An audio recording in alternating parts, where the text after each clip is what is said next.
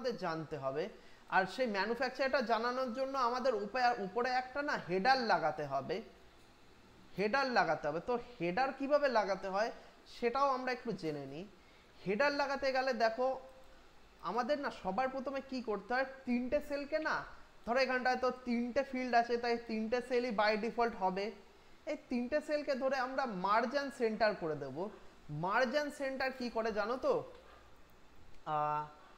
ধরো তোমাদের কাছে তিনটে মাটির ডেলা আছে, ঠিক আছে, তিনটে মাটির ডেলা আছে, তোমরা যদি তিনটে মাটির ডেলাকে নিয়ে একসাথে মাখাও তাহলে কি হবে, একটা গোটা একটা নতুন মাটির ডেলা তৈরি হবে।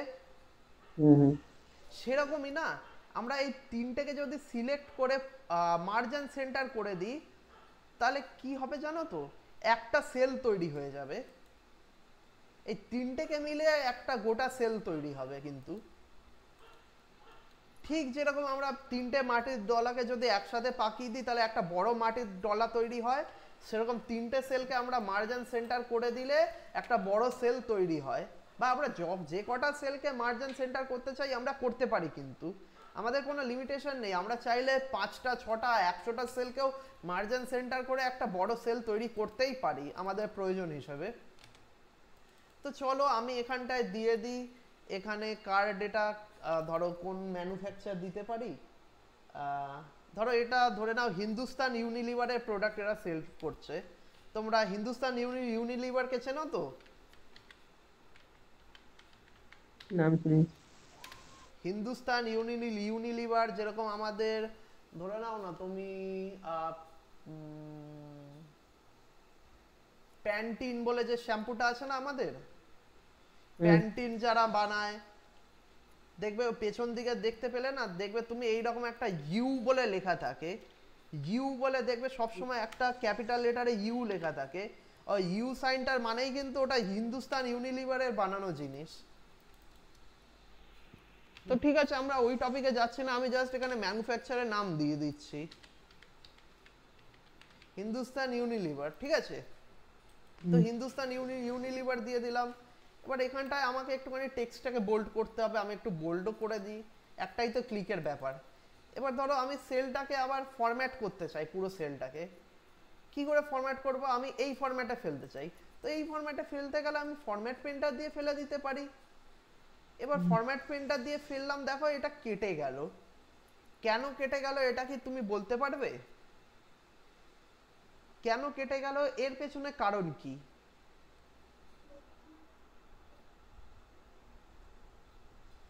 টেনশন নিও না, তোমার মনে যা আসছে সেটাই বলো আমাকে। তোমার মন কি বলছে, কেন এরকম হলো? কারণ ওটা একটা সেলে আর এটা তিনটে সেলকে মার্জ করে হয়েছে। একদম ঠিক কথা, একদম ঠিক কথা, ভেরি গুড। তো তৃষা যা বললো, এখানটায় আমরা একটা সেলের ফরম্যাট কপি করছি, কিন্তু তিনটে সেলের ফরম্যাট কপি করছি না। এখানে একটা সেলের ফরম্যাট নিয়ে ফেলেছি, দেখো তিনটে সেলে আবার ভাগ করে দিল। তো এটা তো করলে আমার মুশকিল হয়ে যাবে। তো আমরা কি করতে পারি, সব থেকে ভালো উপায়,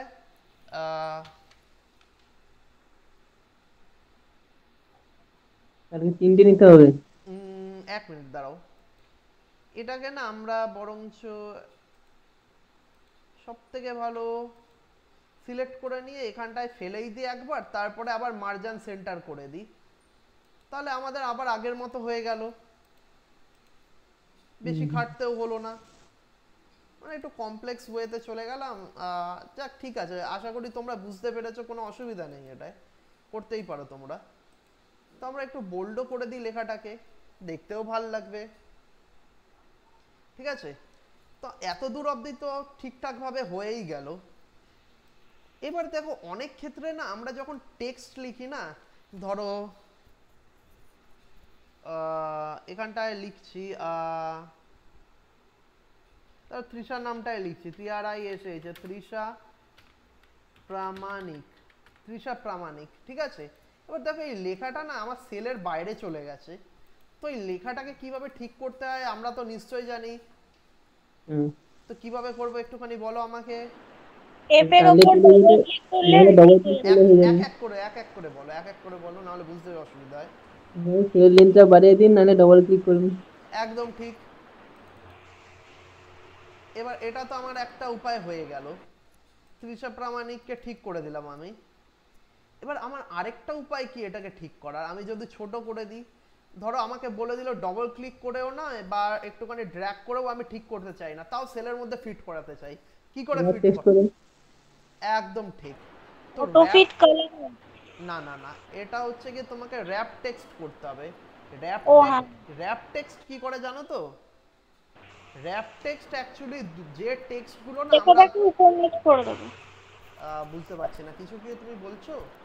লেখাটাকে উপর নিচে করে দেবে মানে। না না, লেখাটাকে ওপর নিচ বললে ঠিক লজিক্যাল বানায় না, এর মধ্যে ফিট। লেখাটাকে ভেঙে দেবে বলতে পারো তুমি। ভেঙে দেবে, হ্যাঁ হ্যাঁ। একদম। কখন ভাঙবে? যখন লেখা একটা সেলের মধ্যে ফিট না হয়ে অন্য সেলের মধ্যে ঢুকে যাচ্ছে, তখন আমরা এখানটায় গিয়ে র্যাপ টেক্সট করে দিতে পারি, তাহলে দেখো ভেঙে দিল। এবার একটু অ্যালাইনমেন্টের হেল্প নিয়ে ঠিক করে নিতে পারি, দেখো ঠিক হয়ে গেল। তো এইভাবেই আমরা করতে পারি না র্যাপ টেক্সটের সাহায্যে। এবার ধরো আমি এখানটায় তৃষা প্রামাণিক তো একবার লিখেছি, আমি চাইছি আমার রো নম্বর 10 অবধি তৃষা প্রামাণিক ভরে যাক। তো বলো দেখি তোমরা একটু কিভাবে করব। তৃষা তুমি পরে বলবে। আরেকবার বলুন, আহ, আরেকবার বলুন কোশ্চেনটা। এখানটায় ধরো আমি তৃষা প্রামাণিক তো একবার লিখে দিয়েছি, আমি নিচে আবার তৃষা প্রামাণিক লিখতে চাই, তাহলে আমি কিভাবে লিখবো? আমি কন্ট্রোল সি, তারপরে কন্ট্রোল ভি, তারপরে আবার কন্ট্রোল সি, আবার কন্ট্রোল, ড্র্যাগ করে দিলে চলে আসবে। একদম। তো এই ড্র্যাগটা তো তো আমরা করতেই পারি না, তো ড্র্যাগটা এবার আমি যদি ডবল ক্লিক করে দিই না, তাহলে দেখবে আসবে না।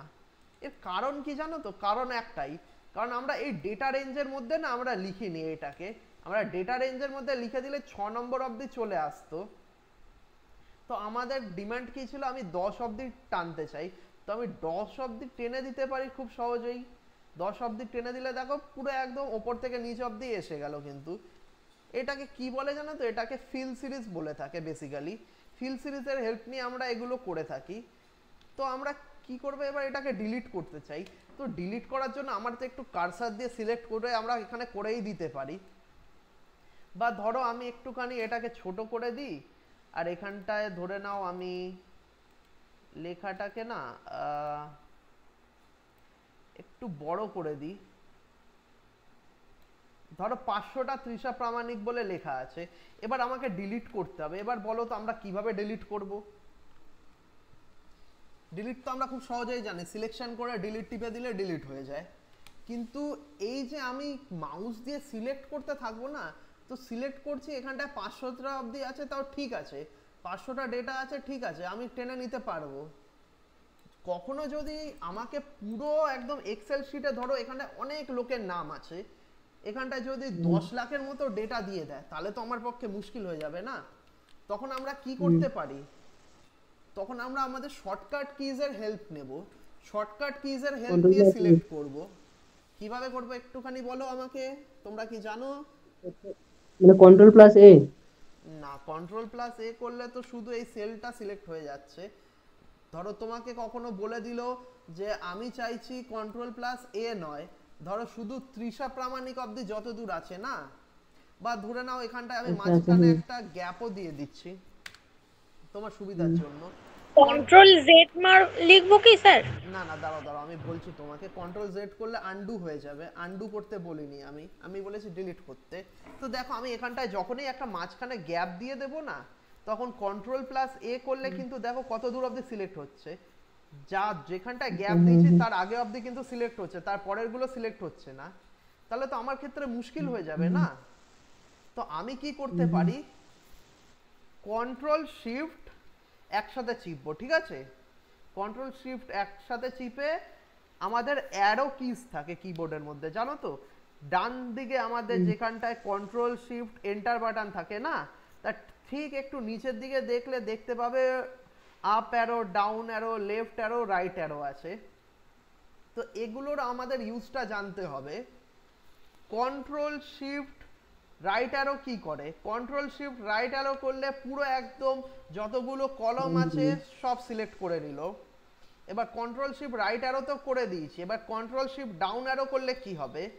কন্ট্রোল নিচে যাবে। শিফট ডাউন অ্যারো করে দিলাম, যত দূর অবধি তৃষা প্রামাণিক অবধি লেখা ছিল গ্যাপ দেওয়া ছাড়া তত দূর অবধি সিলেক্ট হয়ে গেছে, দেখে নিতে পারো তোমরা। এবার কন্ট্রোল শিফট তাহলে ডাউন অ্যারো আমরা করতে পারি, কন্ট্রোল শিফট রাইট অ্যারোও করতে পারি। তাহলে কন্ট্রোল শিফট লেফট অ্যারো করলে নিশ্চয়ই লেফট দিকে সিলেক্ট করবে, আর আপ অ্যারো করলে উপর দিকে সিলেক্ট করবে, স্বাভাবিক। তো এবার দেখো আমরা শর্টকাট কিজের হেল্প নিয়ে করব কন্ট্রোল শিফট ডাউন অ্যারো। এবার তো দেখো 26 অবধি সিলেক্ট হয়েছে, আমাকে বলে দিয়েছে পুরোটাই ক্লিয়ার করতে হবে। তো মাঝখানে যখনই গ্যাপ পড়ে যাবে না, তখন যদি আমরা কন্ট্রোল শিফট ডাউন অ্যারো করে থাকি, মাঝখানে যদি কোনো একটা রোতে গ্যাপ থাকে, তাহলে যেখানে গ্যাপ আছে তার আগের সেলের অবধি এসে আটকে যাবে কিন্তু। তারপরে আমাদের কি করতে হবে, আরো দুবার ডাউন অ্যারো ক্লিক করতে হবে, দুবার ডাউন অ্যারো ক্লিক করলে পুরোটা সিলেক্ট হয়ে যাবে। পুরোটা সিলেক্ট হয়ে গেল, এরপর আমরা নর্মালি ডিলিট ক্লিক করে দিতে পারি, ডিলিট ক্লিক করে দিলে একদম সব ক্লিয়ার হয়ে গেল। তো আমরা কি শিখলাম, আমরা শর্টকাট কিজ ইউজ করে কিভাবে সিলেকশন করতে পারি, এটা কিন্তু খুব ইম্পর্টেন্ট জিনিস। তোমাদের কখনো বড় ডেটা দিয়ে দিলে কিন্তু মুশকিলে পড়ে যাবে যদি এই শর্টকাট কিজগুলো না জানো। বা ধরো কোথাও ইন্টারভিউও দিতে গেছো, তোমাদেরকে ভি লুকআপ দিয়ে দিল, তো ভি লুকআপে যদি দেখে তুমি এইরকম কার্সার দিয়ে সিলেক্ট করছো ধীরে ধীরে, তাহলে কিন্তু ওখান থেকেই রিজেক্ট করে দিতে পারে তোমাকে। তুমি ভি লুকআপটা করে দেখিয়েও দিলে তা সত্ত্বেও তোমাকে রিজেক্ট করে দিতে পারে যদি তুমি কার্সার দিয়ে সিলেক্ট করো। তাই এগুলো একটুখানি শিখে রাখো তোমরা।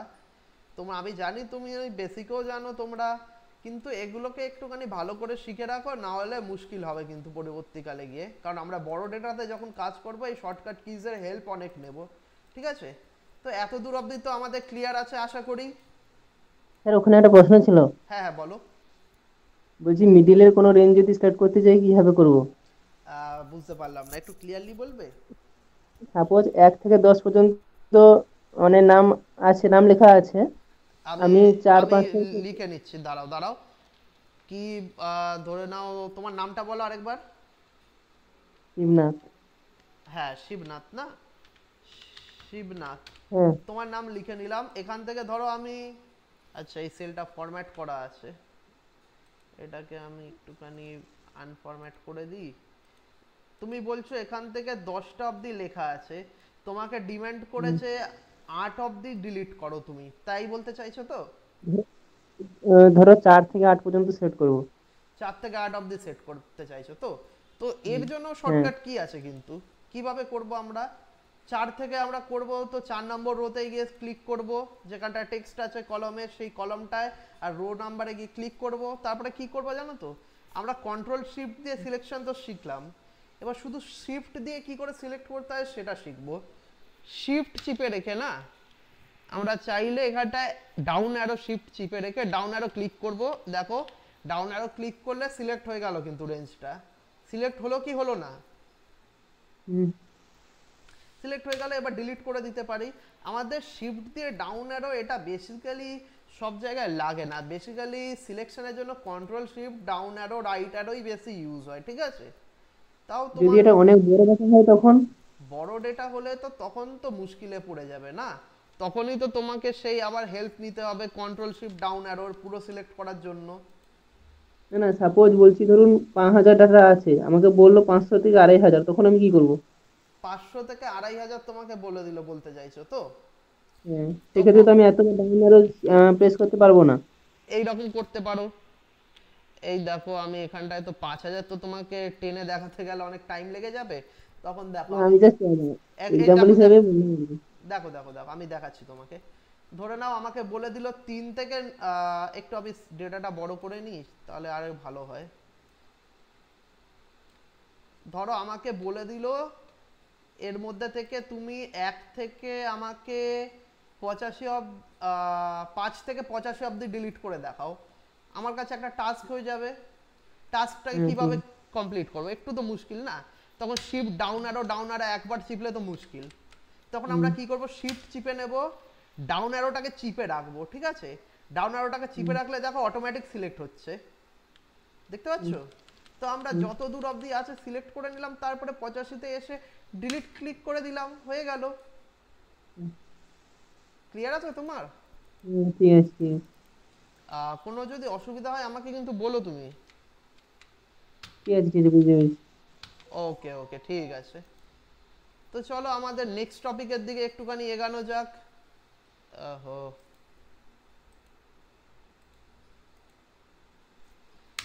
আমাদের নেক্সট টপিকে হচ্ছে না আমরা কিভাবে ফর্মুলা বানাতে পারি। ফর্মুলা আমরা কিভাবে বানাই, ফর্মুলা মানে কি জানো তো তোমরা? ফর্মুলা মানে আমি বলতে চাইছি, ধরে নাও আমি এক্সেল এর মধ্যে কিভাবে ক্যালকুলেশনস করতে পারি, ক্যালকুলেশনস কিভাবে করতে পারি, ঠিক আছে? তো ক্যালকুলেশনস করার জন্য একটা নিয়ম আছে কিন্তু। ধরে নাও আমি এই ফরম্যাটটাকে আমি কপি করে নিচ্ছি একটু এই সাইডে, এই ফরম্যাটটাকে কপি করে নিই আর এই সেলটাকে একটুখানি এদের সাথে মার্জ করে দিই, মার্জিন সেন্টার, আরেকবার মার্জিন সেন্টার, ওকে ঠিক আছে। তো ধরে নাও এখানটায় আমি টোটাল প্রাইস বের করতে চাই, টোটাল প্রাইস, ঠিক আছে? এবার টোটাল প্রাইস আমি এখানটায় বের করতে চাই। এবার আমাকে বের করতে গেলে না আমাকে কিছু এক্সেলের হেল্প নিতে হবে। এক্সেলের হেল্প আমরা কিভাবে নেব? লজিক্যালি নেব।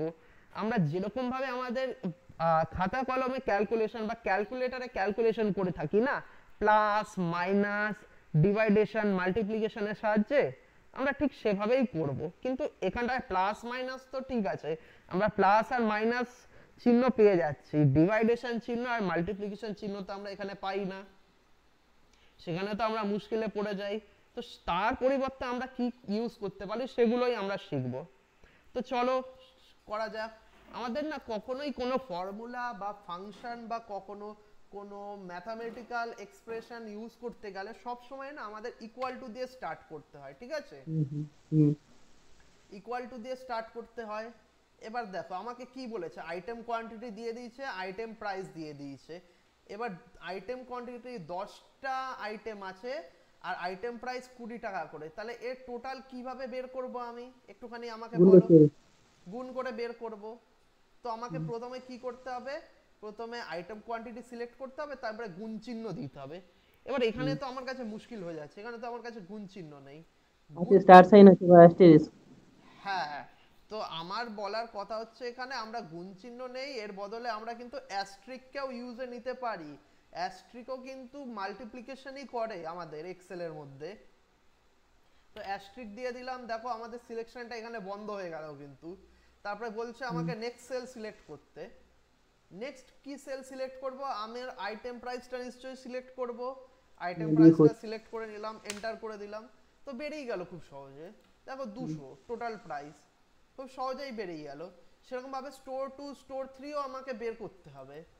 এবার দেখো আমরা এক্সেল তো শিখছি নিশ্চয়ই মানে হাত ধরে বসে থাকার জন্য নয় না, আমরা এক্সেল শিখছি যাতে আমাদের কাজটা তাড়াতাড়ি হয়, সেই জন্য নিশ্চয়ই আমি একটুখানি ডেটাটাকে বড়ও করে নিতে পারি এখান দিয়ে। দেখো আমি ড্র্যাগ করে দিলে আমার ডেটাটা একটু বড়ও হয়ে গেল। এবার আমি কি করব বলো তো? এখানটায় না এটাকে ড্র্যাগ করে দিলে ক্যালকুলেশনটা সব হয়ে যাবে। হ্যাঁ, এবার এটাকে ধরে ড্র্যাগ তো আমি করতেই পারি। এবার একটা যেহেতু আমরা একটা টেবিলের মধ্যে মেনটেন রেখেছি, টেবিল না, ধরো এটা আমরা একটা সার্টেন রেঞ্জের মধ্যে মেনটেন করেছি না, পুরো একটা কালার দিয়ে একটা ফরম্যাটের মধ্যে মেনটেন করেছি, এটা এক্সেল এর মেমোরিতে ধরা হয়ে গেছে, এটা একটা ডেটাবেস মেনটেন করা হচ্ছে, ঠিক আছে? তো এখানে আমি চাইলে না সেলের উপরে ক্লিক করে আমরা ড্র্যাগের অপশনে গিয়ে ড্র্যাগ না করে ডাবল ক্লিকও করে দিতে পারি। ডাবল ক্লিক করে দিলে দেখো আমার অ্যানসার চলে আসলো। এবার তোমরা দেখো এখানটায় সেলগুলো যে কপি হয়েছে না, এগুলো দেখো 30 হয়ে আছে, এটা একটুখানি দেখতে বিচ্ছিরি লাগছে, এটাকে আমি একটু ঠিক করে নিই বরঞ্চ। 1 মিনিট দাও আমাকে। এবার দেখো এটাকে ঠিক করব কিভাবে? আমি একটা চাইছি আমার রেঞ্জ হিসেবে চলুক, রেঞ্জ হিসেবে চালাতে চাইছি। দেখো এখানটায় 20 দেওয়া আছে, 20 আর 30 আছে, ঠিক আছে? 20 আর 30 এর মধ্যে গ্যাপ কত? 10 এর গ্যাপ। 40-50 এরকম আসা উচিত। না না, তুমি আমার কথাটা শোনো, 20 আর 30 এর মধ্যে গ্যাপ কত? 10 এর গ্যাপ। 50 আর 100 এর মধ্যে গ্যাপ কত? 50 এর নিশ্চয়ই। আমি চাইছি এর পরে যে ভ্যালু গুলো হবে না, 20 এর পরে 30 আসছে, তাহলে 30 এর পরে আমার 40 আসা উচিত এখানে, 40 এর পরে 50 আসা উচিত এখানে, 50 এর পরে 60 আসা উচিত এখানে, এরকম ভাবে চাইছি। সেরকম এখানে 50 এসছে, 100 আসা উচিত এখানে, তারপরে 150, 200, 250, এরকম করে আসা উচিত তো আমাদের। হুম, তো কিভাবে হুম, করবো একটুখানি দেখে নাও। আমি প্রথমে একটুখানি যেখান থেকে আমাদের রেঞ্জটা আছে না, যে রেঞ্জ থেকে গ্যাপস শুরু হচ্ছে 10 থেকে 20 ঠিক আছে, 10 থেকে 20 দিয়ে টেনেও আমি করতে পারি, কিন্তু আমি করে দেখাচ্ছি না এখানটায়, কারণ ওটা একটুখানি বলতে গেলে কমপ্লেক্স হয়ে যাবে। তিনটে রেঞ্জ নিয়ে তোমরা দুটো রেঞ্জ নিয়েই দেখো, সুবিধা হবে তোমাদের বুঝতে। আমি 20 আর 50 কে সিলেক্ট করে নিলাম আর 30 কে সিলেক্ট করে নিলাম, মানে স্টোর 2 আর স্টোর 3 কে সিলেক্ট করে নিলাম। এবার কি হবে দেখো, আমি যখনই ড্র্যাগ করব না, ড্র্যাগ করলে দেখো এখানটায় কি হচ্ছে, এখানে 20 ছিল, 30 ছিল, 40 এসে গেল 10 এর গ্যাপে, 10 এর গ্যাপে 50 এসে গেল। ঠিক এখানে 100 ছিল, 150 আসলো, 150 এর পরে 200 আসলো। এর কারণ কি জানো, আমি যখন ড্র্যাগ করেছিলাম না তখন দুটোকে সিলেক্ট করে ড্র্যাগ করেছিলাম, একটাকে সিলেক্ট করে ড্র্যাগ করলে না 50 50 50 50 করে এসেই যেত, ঠিকঠাক আসতো না। যেহেতু দুটোকে সিলেক্ট করে ড্র্যাগ করেছে সেই জন্য এই রকম ভাবে এসছে 50 50 করে, একটা ধরে নাও ভ্যালু ছেড়ে ছেড়ে এসছে, 50টা জাম্প ভ্যালু দিয়ে দিয়ে এসছে বলতে পারো তুমি। এটা বেসিক্যালি হয়ে থাকে আমাদের ফিল সিরিজের জন্য, যে টপিকে আমরা আগামীকাল যাব ফিল সিরিজের দিকে। তার আগে আমরা এটা একটুখানি দেখে নিই। তো ধরো আমরা এখানটায় ধরে এটাকে ড্র্যাগ করে দিলাম, এটায় তো আমার আর কোনো মানে জাম্প ভ্যালু চাই না, আমার স্টোর 3 স্টোর 4 স্টোর 5 স্টোর 6 হিসেবেই যায় সিরিয়াল হিসেবে। তো আমরা পেয়ে গেলাম এখানে। এবার দেখো আমরা কি চাইছি এখানটায় আমাদের বের করতে হবে যে টোটাল কত প্রাইস। তো টোটাল প্রাইস বের করার জন্য এখানটায় আমরা ডবল ক্লিক করে দিতে পারি, এসে গেল খুব সহজেই না।